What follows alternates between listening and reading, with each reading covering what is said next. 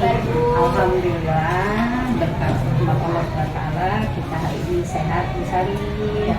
Bu, mohon maaf ini minta waktunya sebentar. Saya dapat tugas dari kegiatan guru penggerak untuk mewawancarai Ibu selaku kepala sekolah terkait dengan pengambilan keputusan dilema etika dan rujukan moral. Silakan Bu Sari. Ya, boleh Ibu memperkenalkan diri Bu? Baiklah, Assalamualaikum warahmatullahi wabarakatuh. Kak Pun. Ya Pun. Alhamdulillah hari ini saya bisa berbicara dengan CGP saya khususnya dari SDN 2 Wailubuk angkatan 9 ya Bu Sari ya. Iya. Nah, perkenalkan saya selaku kepala sekolah yaitu Nuraini SPDNM di SDN 2 Wailubuk, Kalijanda, Kabupaten Lampung Selatan. Hari ini alhamdulillah kami ada CGP dari Ibu Ade Syarifah, yaitu CGP dari Kalijanda Lampung Selatan yang akan memaparkan Mewawancarai, kita akan mewawancarai sebentar ya, ya. yang lebih jelasnya akan mewawancarai kepala sekolah. Kemungkinan juga kepala sekolah akan mengetahui sejauh mana yang diterapkan oleh CGP ya Ibu Sari ya. Silakan Bu Sari. Baik, kita langsung mulai saja ya Ibu ya. Silakan Bu Sari. Ibu, bagaimana sih Ibu itu bisa mengidentifikasi kasus-kasus yang merupakan dilema etika atau rujukan moral? Baiklah Bu Sari, akan saya jelaskan sesingkat mungkin bahwa dilema etika adalah kasus yang dihadapkan dengan dua pilihan, yaitu pilihan yang benar, lawannya benar, sedangkan dilema moral adalah kasus yang dihadapkan benar lawan salah. Mungkin itu ya Bu Sari.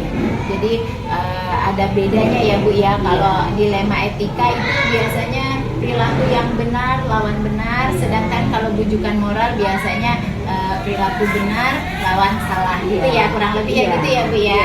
Mungkin bisa dikasih contoh ya Bu Sari ya. Misalnya kalau dia benar, dia lawan orang, mungkin apa yang terjadi mungkin di kelas Ibu Sari ya. Seandainya mereka membawa air minum, setelah air minumnya habis, ternyata ada yang air minum di meja yang tempat lain, mungkin dia tanpa izin pemiliknya, dia mungkin minum karena dia menahan rasa haus. Dari situ mungkin ada salah ya Bu Sari ya. Benar dia karena punya dia sudah habis, mungkin benar juga sih sebenarnya karena dia haus, jadi tanpa izin dia mengambil punya kawannya. Mungkin gitu ya Bu Sari ya. Jadi intinya ya itu ya Bu ya, kita harus minta izin karena perilaku itu menunjukkan bahwa kita berperilaku disiplin positif gitu ya. Iya, bisa kemudian lanjut ya Bu ya. Bagaimana Ibu menjalankan pengambilan keputusan di sekolah yang Ibu pimpin, terutama kasus di mana ada dua kepentingan benar sama benar gitu ya, atau sama-sama mengandung unsur nilai kebajikan. Dari hal pertanyaan yang kedua Bu Sari, mungkin kita bisa mengidentifikasi dulu kasus apa sih yang terjadi dengan murid, dan kita harus mencari solusinya seperti apa, terus masalahnya seperti apa, jadi sehingga kita akan menyimpulkan untuk yang kedepannya, untuk lembaga maupun untuk diri sendiri. Mungkin kita harus mencari kasus apa yang dihadapi oleh yang mempunyai kasus. Mungkin seperti itu bisa. Jadi intinya kalau saya boleh menyimpulkan, kita nggak boleh asal tuduh ya Bu. Iya, betul. Jadi kalau kita juga harus mengidentifikasi si anak ini berbuat seperti apa, alasannya apa. Kalau asal tuduh nanti takut ada pihak anak yang dirugikan. Intinya anak yang dirugikan. Iya, betul itu Bu Sari. Terutama dia menyangkut lembaga nanti. Iya. Baik Bu, terus adakah langkah atau prosedur seperti apa yang biasa Ibu lakukan selama ini? Untuk langkahnya, yang pertama saya akan tahu dulu kasusnya seperti apa, sejauh mana, apakah dia sangat merugikan dirinya sendiri atau lembaga. Jadi dari situ kita akan mengidentifikasi lagi kasusnya. Nanti kalau bisa kita terselesaikan, tidak perlu melibatkan apa sejauh mana, apakah dia sangat merugikan dirinya sendiri atau lembaga. Jadi dari situ kita akan mengidentifikasi lagi kasusnya.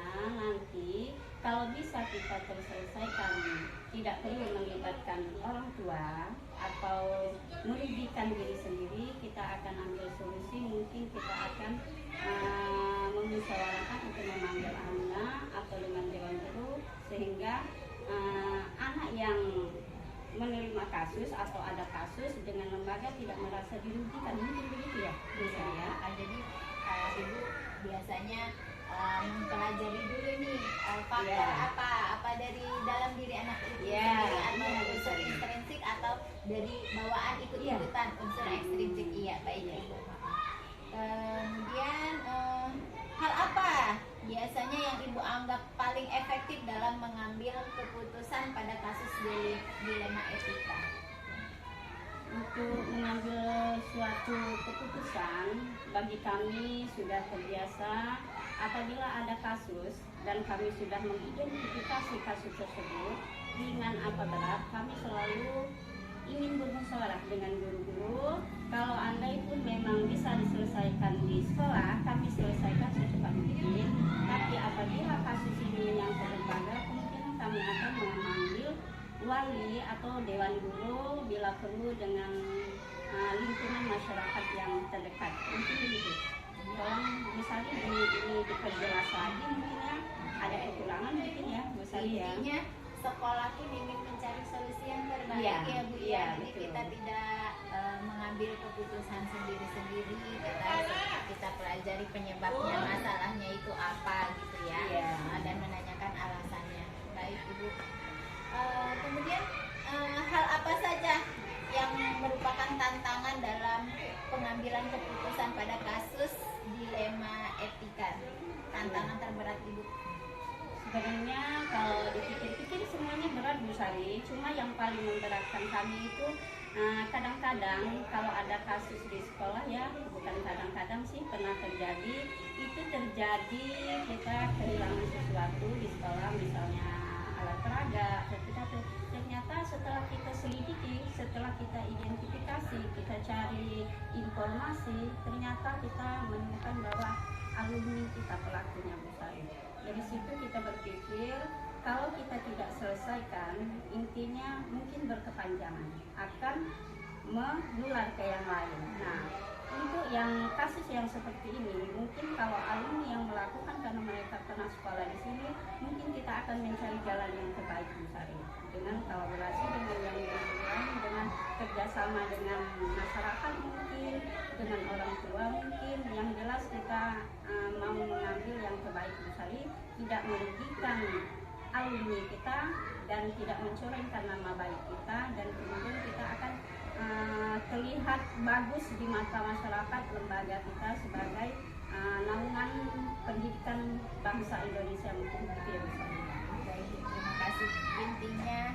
Intinya adalah Ibu masih percaya ya bahwa alumni tersebut pasti punya rasa ingin memperbaiki kesalahannya gitu ya. Jelas Bu Sari. Entah faktor apa yang mendasari dia, intinya Ibu masih ingin memperbaikinya ya Bu Sari. Oke, terus kira-kira ya, kalau Ibu menyelesaikan masalah ini ada jadwal-jadwal tertentu nggak Bu? Jadi misalnya jadwalnya nanti aja setelah 2 minggu kejadian atau gimana gitu, karena mau ngikutin prosedur. Jadi Ibu gimana? Kalau saya selaku kepala sekolah Bu Sari ya, mungkin terbaik, belum tentu terbaik keputusan saya harus bermusyawarah dengan wali murid. Kalau ada kasus, saya tidak ada jadwal Bu Sari ya. Jadi kalau ada jadwal, kemungkinan saya tidak tahu. Kalau saya sudah pasang jadwal, toh besok ada lagi kasus, tapi insya Allah jangan sampai Bu Sari. Jadi kalau ada kasus, saya harus cepat selesaikan bagaimana caranya agar saya tidak tunda-tunda masalah kasus tersebut, biar cepat selesai Bu Sari dan tidak berkepanjangan. Iya Bu ya, jadi menyelesaikan secara insidental saja ya Bu ya, khawatir kalau ditunda-tunda menimbulkan masalah baru gitu ya Bu ya. Oke, terus ada nggak Bu kira seseorang atau faktor-faktor yang selama ini mempermudah atau membantu Ibu dalam pengambilan keputusan dalam kasus dilema etika? Untuk seperti hal seperti itu sebelumnya sudah apa, sejauh mana, apakah dia sangat merugikan dirinya sendiri atau lembaga. Jadi dari situ kita akan mengidentifikasi lagi kasusnya. Nanti kalau bisa kita terselesaikan, tidak perlu melibatkan orang tua atau merugikan diri sendiri, kita akan ambil solusi. Mungkin kita akan memusyawarahkan untuk memanggil anak atau dengan dewan guru, sehingga anak yang menerima kasus atau ada kasus dengan lembaga tidak merasa dirugikan. Mungkin begitu ya, bisa ya. Jadi Ibu biasanya mempelajari dulu nih faktor apa dari dalam diri anak itu sendiri, atau unsur intrinsik atau dari bawaan ikut-ikutan unsur ekstrinsik. Iya, baik Ibu. Kemudian hal apa biasanya yang Ibu anggap paling efektif dalam mengambil keputusan pada kasus dilema etika? Untuk mengambil suatu keputusan, bagi kami sudah terbiasa apabila ada kasus dan kami sudah mengidentifikasi kasus tersebut, ringan apa berat, kami selalu ingin bermusyawarah dengan guru-guru. Kalau andai pun memang bisa diselesaikan di sekolah, kami selesaikan secepat mungkin. Tapi apabila kasus ini yang lembaga, kemungkinan kami akan memanggil wali atau dewan guru bila perlu dengan lingkungan masyarakat yang terdekat. Mungkin begitu. Tolong misalnya ini diperjelas lagi, mungkin ya ada kekurangan mungkin ya, misalnya ya. Intinya sekolah pun ingin mencari solusi yang terbaik ya Bu. Jadi kita tidak mengambil keputusan sendiri-sendiri, kita pelajari penyebabnya, masalahnya itu apa gitu ya, dan menanyakan alasannya. Baik Ibu. Kemudian hal apa saja yang merupakan tantangan dalam pengambilan keputusan pada kasus dilema etika? Tantangan terberat Ibu? Sebenarnya kalau dipikir-pikir semuanya berat Bu Sari, cuma yang paling memberatkan kami itu kadang-kadang kalau ada kasus di sekolah ya, bukan kadang-kadang sih, pernah terjadi, itu terjadi kita kehilangan sesuatu di sekolah, misalnya alat peraga, ternyata setelah kita selidiki, setelah kita identifikasi, kita cari informasi, ternyata kita menemukan bahwa alumni kita pelakunya Bu Sari.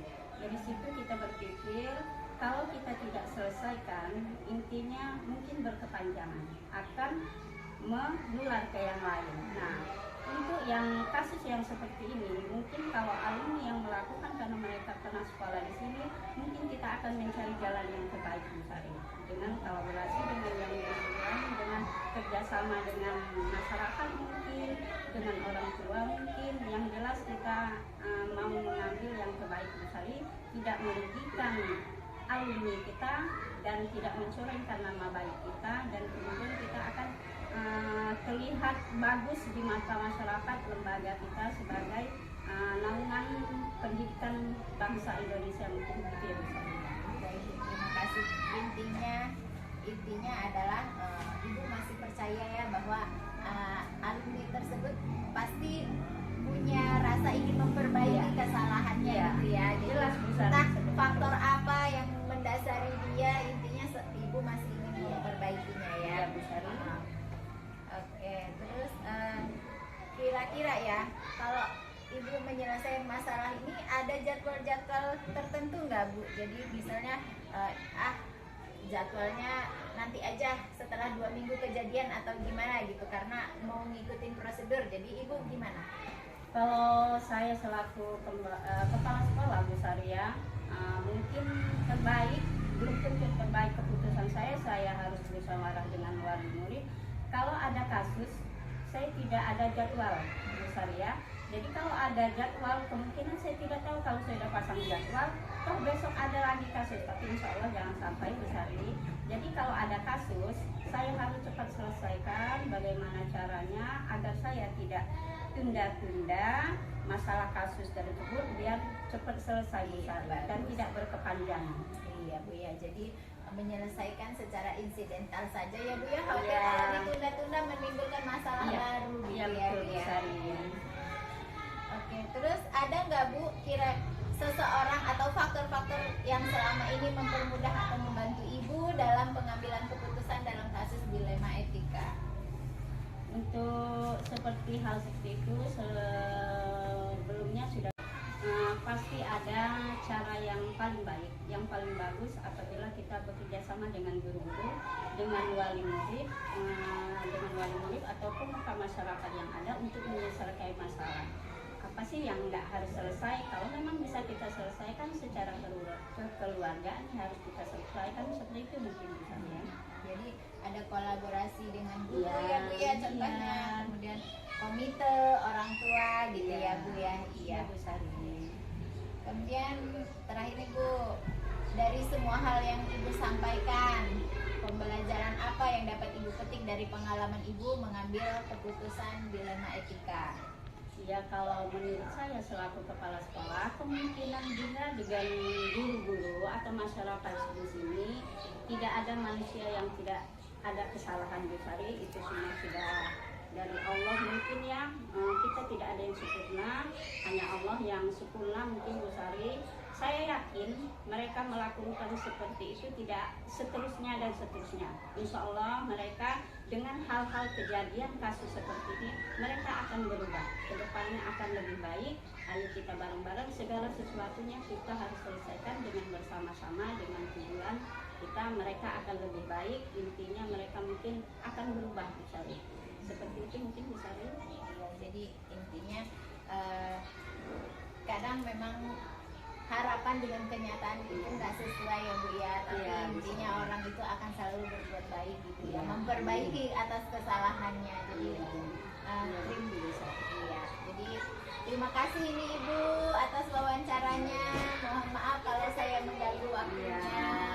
Dan saya juga berterima kasih sudah disupport oleh Ibu mengikuti kegiatan guru penggerak ini. Mohon doanya, mohon dukungannya, mohon juga support-support yang lainnya. Terima kasih Ibu. Sama-sama Bu Sari, insya Allah Bu Sari juga ke depannya harapan bangsa di bidang pendidikan akan lebih baik insya Allahnya untuk pendidikan seluruh kita Indonesia. Dan saya khusus untuk sekolah kami yaitu SDN 2000 ya Bu Sari ya. Terima kasih juga, semangat, tetap semangat ya Bu Sari ya, insya Allah ke depannya lebih baik. Iya, Amin. terima kasih Ibu. Iya, sama-sama Bu Sari.